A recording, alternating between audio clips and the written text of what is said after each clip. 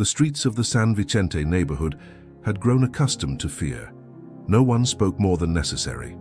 Blinds were drawn early. Eyes darted away at the slightest hint of danger.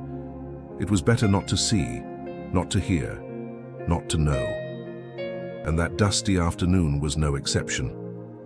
A group of young men with neck tattoos and visible pistols surrounded an old man walking slowly, leaning on an old wooden cane. He wore a worn hat, a jacket too big for his thin frame, and a silence that weighed more than any words. The group's leader, nicknamed El Piranha, laughed with contempt. "What's this old man doing? Lost on his way to his grave?" Laughter erupted. One of them shoved him, causing him to stumble. Another spat near his shoe. The old man barely looked up. No one intervened. No one dared. At that moment, to everyone, he was just a poor, defenseless old man. But that man had a name that the past still whispered with fear: Santiago Rivera. A name that decades ago sent shivers down the spines of organized crime. A former assassin, trained, meticulous, lethal. He had disappeared without a trace until now. What El Piranha and his henchmen didn't know was that they had just awakened something they should never have touched. A dormant instinct, a rusty machine that could still kill with surgical precision. If you think you've seen it all, wait until you discover how an old man forgotten by the world unleashed a storm of vengeance. Stay until the end, and I promise you a story you won't be able to forget. Subscribe for more stories that reveal what many prefer to keep silent. What you're about to see, what seems like fiction, but it's not entirely. The sun was beginning to set when Santiago Rivera walked down the main avenue of San Vicente for the umpteenth time. His gait was slow, dragging his left foot slightly, as his cane marked a monotonous rhythm on the cracked sidewalk. No one greeted him. No one spoke to him. He was part of the landscape, like a broken lamppost or a rusty bench. Invisible, irrelevant. He walked every afternoon without exception. His route was always the same, from the corner of the old market to the church that never opened its doors. Sometimes he stopped in front of an abandoned bakery, observing the broken windows and the walls covered in cartel graffiti. He used to buy bread there with his wife. When she died, he stopped going in, but he never stopped passing by. That day, something in the atmosphere was different. Santiago felt it as he crossed the street, a tense, contained presence, as if the air itself refused to circulate. He saw it in the lowered gazes of the neighbors, in the blind that slammed shut to his right, in the hurried steps of a child who dropped his ball and didn't dare pick it up. Then he saw them. 5 armed young men laughing loudly, smoking at the entrance of a closed hardware store. They wore tilted caps, sleeveless shirts, thick chains. One had a machete hanging from his belt, another a rifle. The one in the center was El Piranha, with his crooked smile and his gaze always looking for someone to humiliate. "Hey, Grandpa," one of them shouted. "Didn't you know this street has an owner?" Santiago didn't respond. He kept walking, looking straight ahead as if he hadn't heard them. El Piranha approached, blocking his path. "Look at me when I'm talking to you, you old piece of shit." Without waiting for a response, he snatched the hat from his head and threw it to the ground. The cane trembled for an instant in the old man's hand, but he didn't fall. Santiago lowered his gaze, picked up the hat calmly, shook it slowly in an almost ritualistic manner, and then, for a fraction of a second, he looked him in the eye. It was only an instant, but it was enough. El Piranha felt a small chill. Something in that look made him uncomfortable, as if the old man was measuring him, as if he wasn't so old, as if he knew something he didn't. "Bah," he muttered, turning away with disdain. "He's not even worth it. Come on, let's go to Gordo's place." They walked away laughing, leaving behind a cloud of smoke and mockery. Santiago watched them until they turned the corner. Only then did he allow himself to take a deep breath. He walked to the bench in front of the church. He sat down carefully, watching the sky turn orange.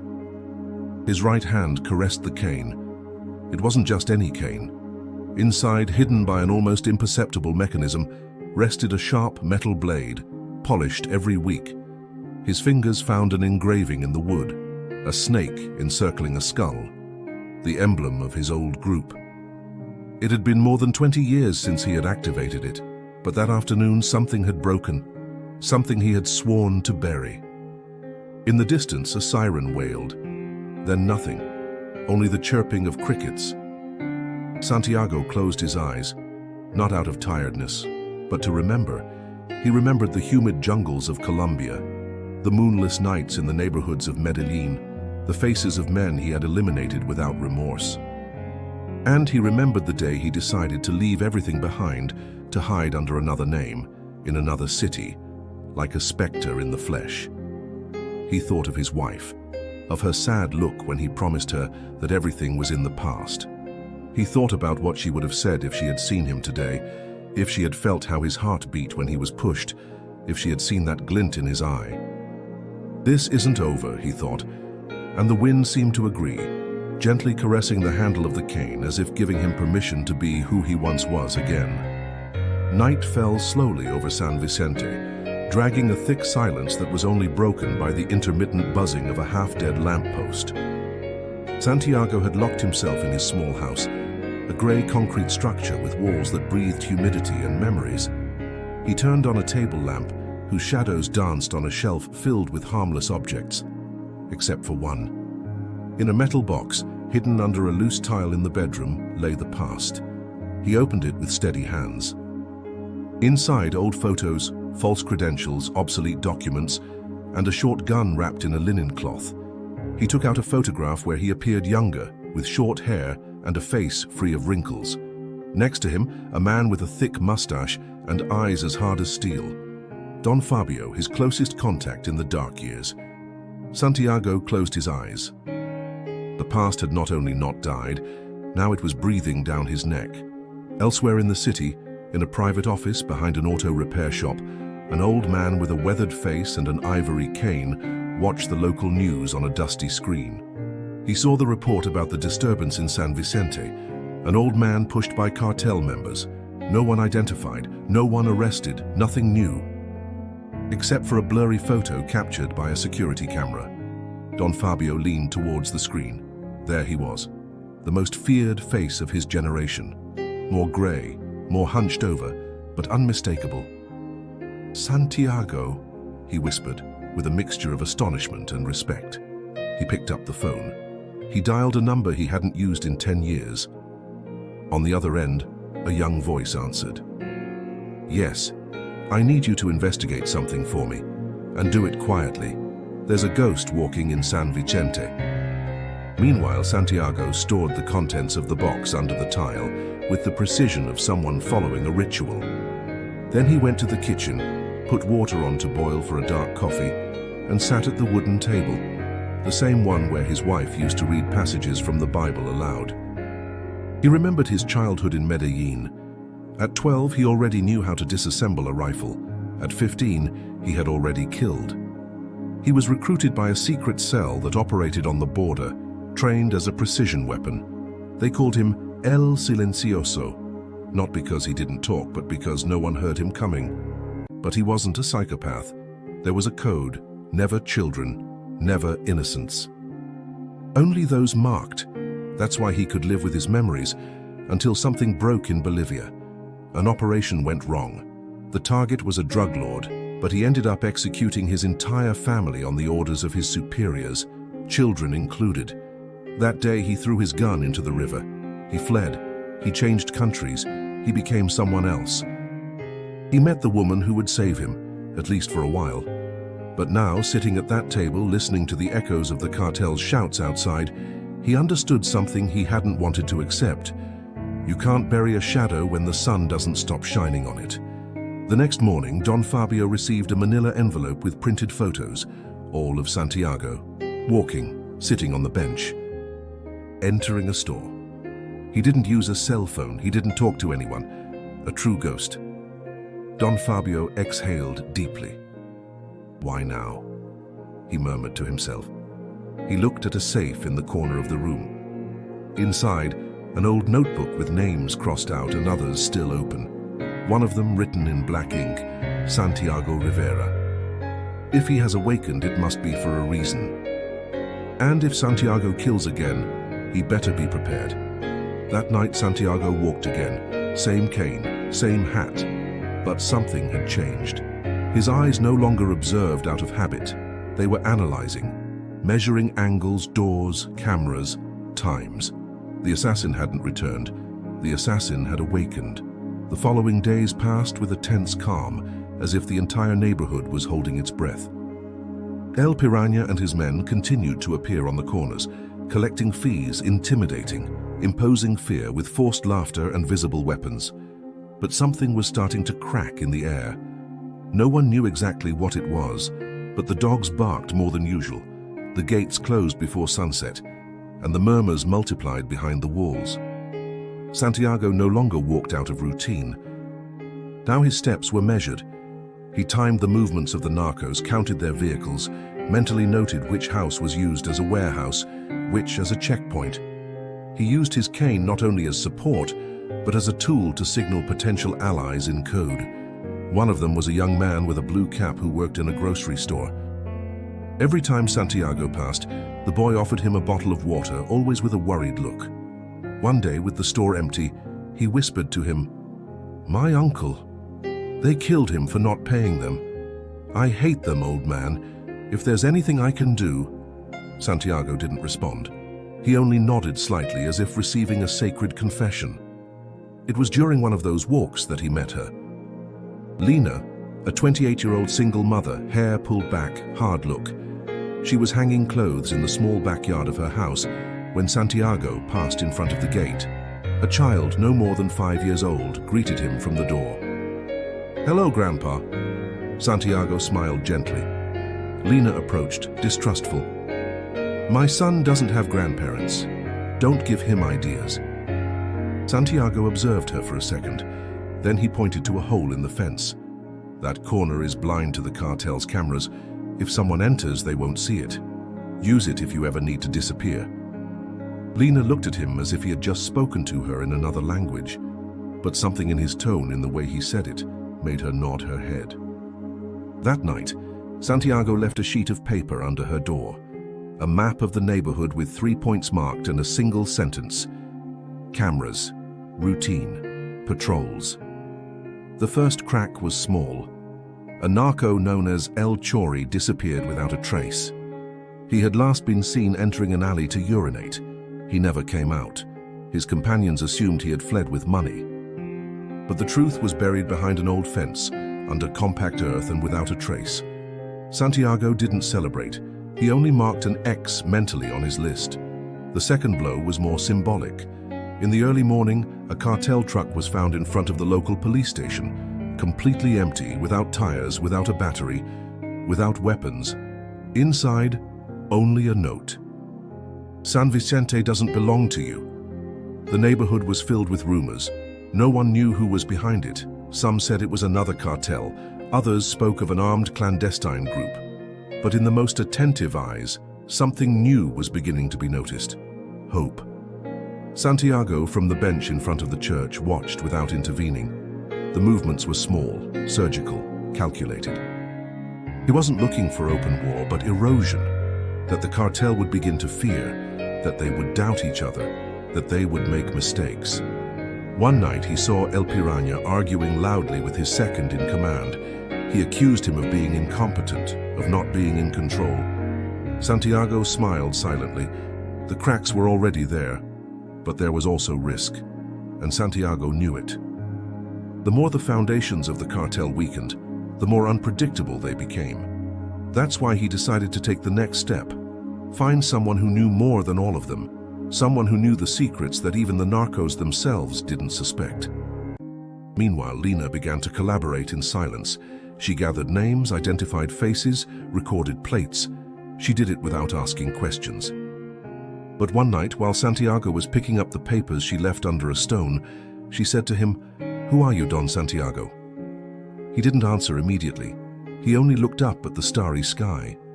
Someone who's tired of seeing the good die. And he kept walking, cane in hand, like a ghost that was taking shape again among the shadows. The early morning covered San Vicente with its thick blanket of humidity when Santiago opened the secret compartment of the closet. Behind a false board, he took out a black box covered by a velvet blanket. He placed it on the table, with the solemnity of someone unearthing an ancient promise. Inside, carefully wrapped, were his old instruments. A rusty beretta, a tactical knife with a bone handle, a pair of leather gloves, and a small waterproof notebook, where, in red ink, there were names crossed out, and others still intact. He placed the objects one by one on the table, not with nostalgia but with precision, like someone preparing surgical tools. Then he went to the kitchen, took a container of hot water, and began to clean each weapon, each piece, each corner. The routine was old, engraved in his bones. Each movement brought him a little closer to El Silencioso, the man he had buried so many years ago. During the day, Santiago walked through the neighborhood again, but this time his steps had a tactical purpose. He measured exact distances between cameras, observed the speed with which the cartel's patrols responded, noted the changes of guard. With the silent help of Lena and the young man from the store, he completed a complete map of local operations. His mind worked as in the old days, planning entry points, escape routes, signal interference. It was clear, it wasn't just about revenge. Santiago was building something bigger. One night he heard a mother's cry from across the alley. The cartel had executed a boy in a mistaken settling of accounts. He was 17.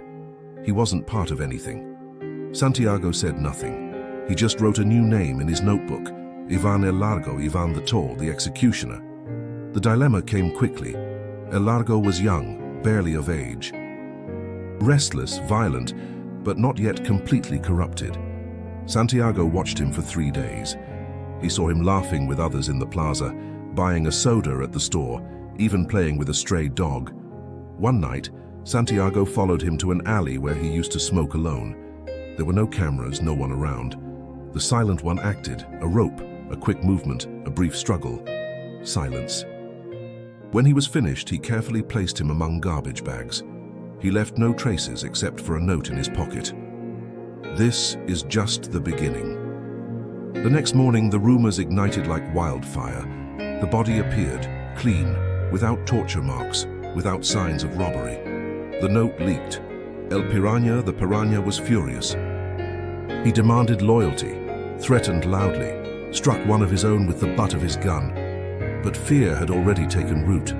Some began to suspect there was a traitor within the group. Others said it was a professional assassin hired by a rival cartel. What no one imagined was that the person responsible was an old man who still asked for bread in a low voice and carried a wooden cane. Santiago went home with steady hands. He lit a candle next to his wife's photo. He stayed there for a long time in silence. "I promised you I'd left it behind," he murmured. "But what they're doing, you wouldn't allow it. And I'm not going to allow it." Then he took the notebook and drew a firm line through the name of Ivan El Largo. One down. That night, as he lay on his old mattress, he felt something he hadn't felt in many years. Weight. Not the physical kind, but the one that falls on your shoulders when you become what you swore you'd never be again. But he didn't hesitate. He knew that redemption doesn't always come in the form of peace. Sometimes redemption is written in blood, and San Vicente was full of blank pages. The air in the San Vicente neighborhood became different, less dense, less rotten. El Largo's death not only shook the cartel, it also ignited something in the dormant hearts of the neighbors. For the first time in years, there was a sense that terror could recede, even if it was just one step. Lena noticed it at the bakery, where 2 neighbors spoke quietly, looking towards the street as if they expected to see a shadow with answers appear. She noticed it in the gaze of the mechanic, German, a burly man with a face dirty from oil and hands as big as bricks. He had always avoided getting into trouble, but that morning, when Lena passed by with her son, he leaned in and murmured, "My cousin, they killed him too for not paying them. I'm not afraid anymore. Tell the old man he can count on me." That night, Santiago and Lena met for the first time inside the closed workshop. German closed the doors, turned on a dim light, and served strong coffee in metal cups. "I know how to handle engines, but I also know how to make a car not work if you need me to. And I have tools that don't ask what they're for." Santiago watched him in silence for a few seconds. "Then you're useful," he said bluntly. A few days later, another joined. Ramirez, an alcoholic ex-soldier who lived in a semi-derelict house surrounded by empty bottles and a mangy dog. No one took him seriously, but Lena, who sometimes brought him food, knew he had been a sniper in the jungle. When Santiago visited him, the old soldier asked no questions. "If I have to shoot, I'll shoot, but only if you leave me a bottle for later." "One for each name we erase," Santiago replied. Ramirez laughed with a dry cough. "Deal." The last to join was the most unexpected. Nina, a skinny young woman with red hair and piercings, who worked as a cashier at a cyber cafe. Lena knew her because her brother had disappeared after a cartel raid. The last she heard of him was a photo on the deep web with a noose around his neck. Nina had rage, but she also had skills. "I can intercept signals, hack cameras, locate phones, clone cards. I just need time and a good reason." Santiago looked at her. He wasn't looking for emotional motivation. He wanted functionality. "Your reason is that no one else is going to do it." She nodded, and from then on she became the invisible eyes of the group. In less than a week, the cell was operational. They weren't soldiers, they weren't avengers. They were ordinary people with accumulated pain, with recycled fear turned into fire. Santiago instructed them with patience. He taught them how to move, how not to leave traces, how to communicate with simple codes. Each one had a task, each action a purpose. The first operation was symbolic, a coordinated attack on one of the cartel's parties, not to kill, but to humiliate. With Nina's support, they disconnected the power to the rented hall, while German placed special tax on the tires of the Narcos cars. Ramirez, from a rooftop, shot at the light poles to sow chaos. Santiago, from the shadows, only watched. He didn't need to shoot yet, just make sure it worked, and it worked. The party ended in screams, confusion, and internal suspicions.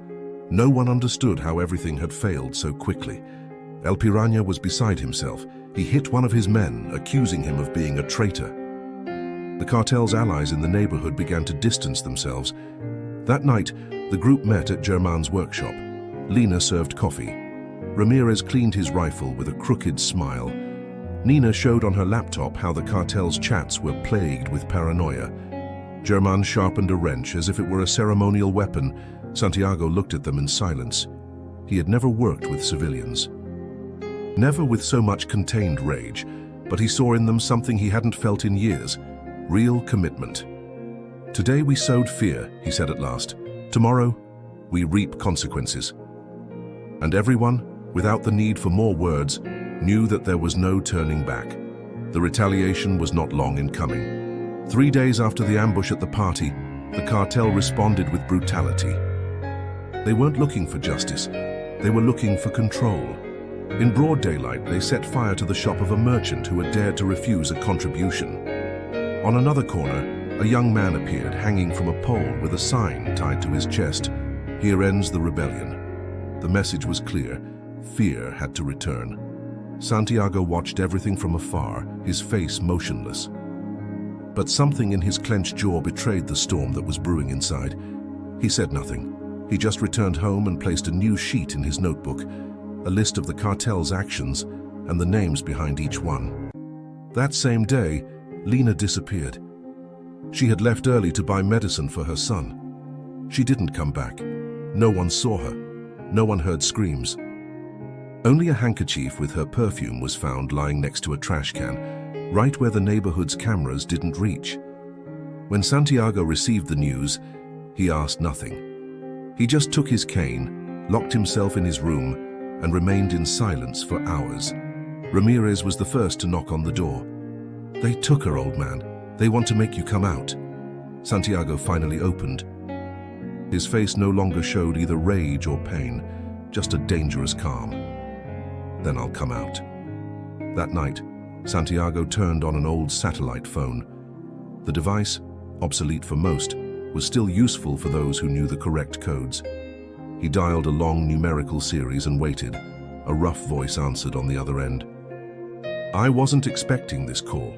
I need weapons, ammunition, and a favor. How long has it been?" "Long enough to know that this doesn't end without blood." The voice was silent for a few seconds. "Target's name?" "Piranha." and everyone who follows him. The next day, a package was delivered to Germain's workshop. Inside, 2 automatic pistols, a sawed-off shotgun, homemade explosives, and an envelope with coordinates. Don Fabio had responded. With Lena gone, the group felt a void, not only for her role, but for her strength. She was the human link between everyone, the one who kept the cause meaningful beyond violence. Germain was furious. Nina cried for the first time. Ramirez drank an entire bottle in silence. Santiago, on the other hand, didn't allow emotion to dictate the course. We'll find her, but not with desperation, with precision. He ordered the group to be divided into 2 fronts. Ramirez and Germain would monitor the cartel's movements from the periphery. Nina would track any digital connection. Santiago, for his part, would walk again, as in the beginning, cane in hand, silent, lethal. That same afternoon, one of the hitmen was found dead on a soccer field. He had a wound on his neck, precise, clean. They didn't take his weapon or his phone, just his skull ring. At the scene, a child who was playing nearby swore he had seen an old man walking away as if nothing had happened. The message was clear. Santiago had returned to hunting. In his hideout, Santiago reviewed the movements. He couldn't make mistakes. He knew that every action had a cost, and every name crossed out implied a reaction. He had lived long enough to understand that revenge was never free. But then, Nina found something. I intercepted an encrypted message. It comes from a number we tracked from one of the cartel's safe houses. They mention a transfer, something that sounds like a prisoner. Location? A warehouse to the south, near the train tracks. It only appears once. After that, silence. Santiago nodded. It was all he needed. That night, with his heart beating slowly but firmly, he prepared for the incursion. Each weapon, each bullet, each step carried the weight of a life, of many. Before leaving, he stopped in front of his wife's photo. "Forgive me," he whispered, "but she's not going to die alone." And he went out to meet hell. The warehouse was surrounded by rusted scrap metal and burned tires, hidden among forgotten wagons and twisted trees. There were no lights, only long shadows that seemed to move to the rhythm of the wind. At first glance, it seemed abandoned, but Santiago knew how to read the invisible. There were 2 lookouts, one in the back and one at the side entrance, both armed, both relaxed, too confident. From a nearby hill, Santiago watched with old binoculars, his cane resting on a rock. Beside him, Ramirez loaded his rifle with expert hands, while Germain checked the perimeter by radio. "No movement on the sides. Access is clear," he said. "Not for long," Santiago murmured. "This has to be fast." Nina, from a safe house, followed everything from her laptop. "Listen, old man, I have interference on the security cameras, but it won't last more than 10 minutes. If you're going in, it's now." Santiago stood up. He adjusted the holster of the pistol under his jacket, hid the knife in his sleeve, and took his cane. He looked at the 2 men. "Don't shoot unless necessary," he told Ramirez. "And you, if I don't come out in 15 minutes, destroy the vehicle with the explosive. Don't let them escape with her. And you? I'll come out with Lena. Or I won't come out." The first guard never saw him coming. Pressure on the trachea, a dry twist of the cane, and he fell like a sack. Santiago dragged him behind a container. Then he slid through the side entrance, close to the walls. Each step was a return to a life he had wanted to forget, but that now guided him like an ancient instinct. Inside, the warehouse smelled of dampness, metal, and urine. Dim light from a hanging light bulb, a desk, an old sofa, and a steel door in the back. A second guard was dozing in front of a table, looking at his cell phone. Santiago circled him from behind and knocked him unconscious with a precise blow to the base of the neck. He crossed the door. Lena was there, tied to a chair with a cut on her eyebrow and split lips, but alive. When she saw him, her face transformed into a gesture that mixed surprise and relief. "I knew you'd come," she whispered, her voice broken. "I promised." He bent down to untie her, but then a metallic click cut through the silence. "That was brave, old man, but stupid." El Piranha was there. He had emerged from the shadows like a snake, pointing a chrome revolver. His smile was a mixture of contempt and astonishment. "I never thought it was you. The ghost. What a nice story. But it ends here." Santiago stood up calmly. He said nothing. He just slowly raised the cane and threw it to the ground. El Piranha laughed. "That's it? Are you going to give up like that?" "I just needed you to talk," said Santiago, and at that moment from outside, a dry shot was heard. Ramirez had waited for the signal. 3 seconds of absolute silence. A perfect bullet pierced the window and hit the narco's shoulder, who screamed, dropping the weapon. Santiago didn't hesitate. He lunged at him, punched him with his fist closed, and disarmed him. El Piranha, stunned, tried to get up, but Santiago's knife was already at his throat. For every child who cried, for every mother who buried her son. "Are you going to kill me, old man? Do you think that ends everything?" "No, but it will be a beginning." And he left him unconscious, alive, but marked. Then he carried Lena, supporting her on his shoulder. "Let's go home." Outside, German had already prepared the truck, Ramirez covered from the roof. Lena was settled in the back seat. Santiago, covered in sweat and dust, closed the door with force. No one followed them. No one stopped them. Nina, from the other side of the neighborhood, saw how the cameras resumed control, just when they were already far away. "They did it," she said into the microphone. "They're out." And at that moment, for the first time in a long time, Santiago allowed a tear to escape. That night, while the neighborhood slept, a message was spread anonymously on social networks, neighborhood chats, and street screens. Fear no longer lives here, and although the war was not over, something had changed. The balance. San Vicente dawned in silence, a strange silence, not the usual one full of fear, but a dense, expectant one, as if the air were holding its breath. The news of the attack on the warehouse had spread. No one spoke openly, but everyone knew that something big was coming. El Piranha had survived, wounded, humiliated, and with a thirst for blood. Santiago knew it too. That's why he didn't sleep that night. In his house, he cleaned his pistol one last time, sharpened his knife, and reviewed every detail of the plan he had built with surgical precision for weeks. This time, it wasn't just another hit. It was the end, the inevitable confrontation. The objective, a cartel arms deal scheduled for the following night at an abandoned agrochemical warehouse on the outskirts of town. El Piranha was going to be there. He was going to supervise the delivery personally, eager to reinforce his position, to prove that he was still in control. But he didn't know that everything he had planned had already been infiltrated. Nina had tapped into the internal communication channels. Ramirez had a clear shot from a rusty silo. German prepared a mechanical trap at the entrance to the property. Lena, still recovering, insisted on helping by monitoring the entrances from an old van. Santiago, meanwhile, would be inside, alone, face to face with the enemy. Night arrived like a black velvet curtain. The warehouse was flanked by 2 trucks, lights on. Armed men walked nervously, checking bags, loading boxes. El Piranha, with his arm in a sling and a dirty bandage on his shoulder, arrived on time, escorted by 2 men with long rifles. His face tense. There was no laughter in his eyes anymore. "This time, no one messes with me," he said, not knowing that it was already too late. Santiago was already inside. He had entered hours before, hidden among sacks of fertilizer. His body ached, his bones creaked, but his mind was as sharp as in the golden years. He had placed small traps, an irritant gas in the ventilation system, homemade explosives in the roof support structure. Everything measured, everything ready. At 11:13 p.m., just as the documents were beginning to be signed and the weapons were being checked, Santiago made his move. A red flare lit up the sky from the silo, Ramirez's signal. German cut the power from an external box.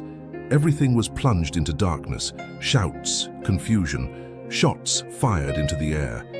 And from the shadows, Santiago appeared. "Piranha!" he shouted, his voice echoing with inhuman strength. "This is your last night." The drug trafficker turned, drawing his pistol with his good hand. He fired twice at random. He missed. "Where are you, you damned old man?" "Here," said a voice right behind him. El Piranha turned just in time to receive a sharp blow to the face. He fell backward. He fired again, managing to graze Santiago's shoulder. The pain was immediate, but it didn't stop him. He rolled to the side, recovered his knife, and lunged at the narco leader. The fight was brutal. Piranha, younger, stronger. Santiago, more precise, more lethal. Each blow was a memory. Each dodge, a name in his notebook. Each stab, an unsettled score. "You don't understand," El Piranha growled, bleeding from the mouth. "I control this. I am the king."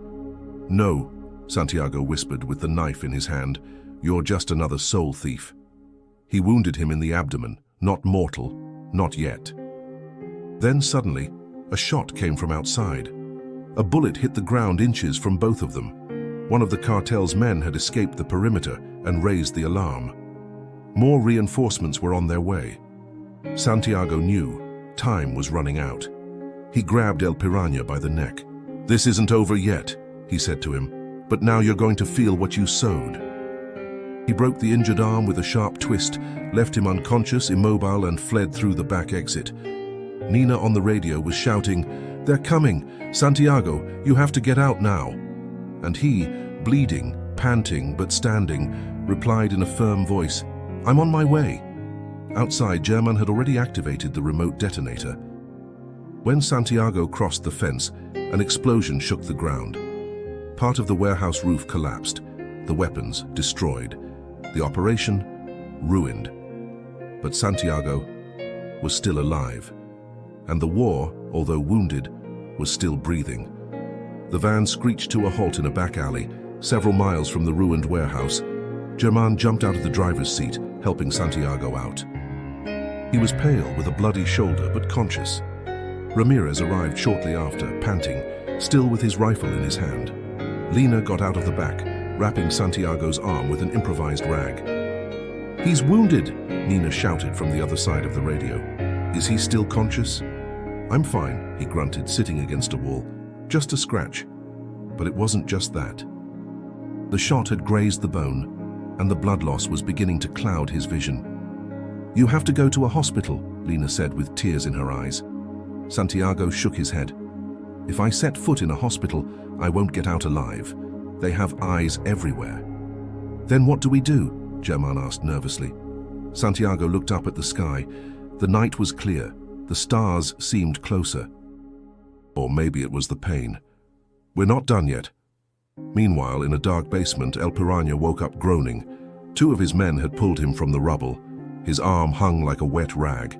He was bleeding from the mouth, but his wounded pride hurt more than any injury. "That damned old mama," he spat.